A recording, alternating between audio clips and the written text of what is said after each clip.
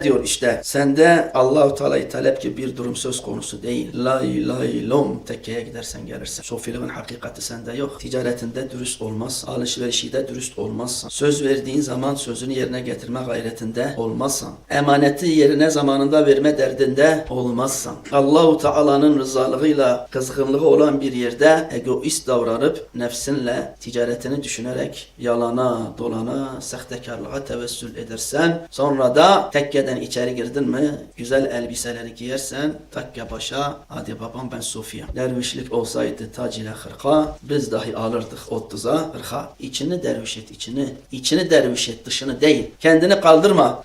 Ya mudda'i ma ente iradetu hak azze ve celle. Sen de Allahu Teala isteme gibi bir durum söz konusu değil. Kendini kandırma. Kendini kandırma. Haftanın bir günü tekkeye gelip hay hu demekle, iki zikir etmekle Allah bulunmaz. Allah bulunmaz. Kusura bakma. Kendi nefsime de bunu söyleyeyim yani. Allahu Teala öyle bulunmaz.